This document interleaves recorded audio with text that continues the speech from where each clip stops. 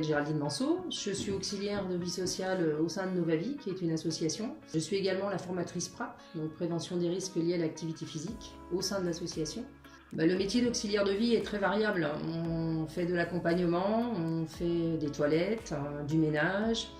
On touche aussi tout ce qui est gestes quotidiens au niveau des personnes, puisqu'on a un public très fragile, personnes handicapées ou avec des maladies, des fins de vie. Donc notre métier est essentiel pour que les personnes puissent rester chez eux au quotidien. Donc on crée des liens avec les personnes chez qui on travaille. Même si c'est pour un simple ménage, il y a des personnes qui nous voient une fois dans la journée, ils n'ont que notre présence. Donc surtout les personnes âgées, puisqu'il y a peu de personnes qui viennent des fois les voir. Et c'est important ce lien pour eux, autant même pour les personnes handicapées, pour les enfants. Dans notre métier, le lien social est très très important. L'aide à domicile fait plus d'aide aux courses, au ménage. L'auxiliaire de vie a plus son métier, c'est plus aide à la toilette complète aussi. Et puis fin de vie, on est plus dans l'accompagnement des personnes d'un public fragile.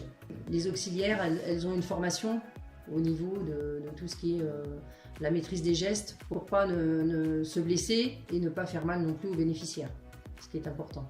Le fait de travailler à Novavie, c'est une association et puis ils ont des autorisations, des agréments qui peuvent nous permettre de travailler auprès d'un public fragile. Et moi je sais que personnellement, pour moi c'est important de toucher ce public-là. Faire que du ménage, que de l'accompagnement, alors c'est important pour les gens, mais c'est moins gratifiant pour nous.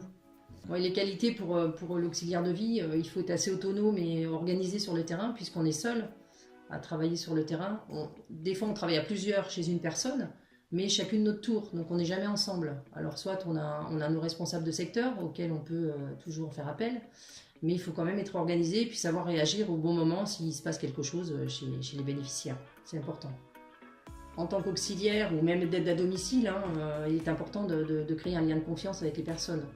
Il y a des personnes qui ont peur d'avoir quelqu'un chez eux, c'est les premières fois et c'est important d'avoir ce lien de confiance. Alors des fois ça passe pas.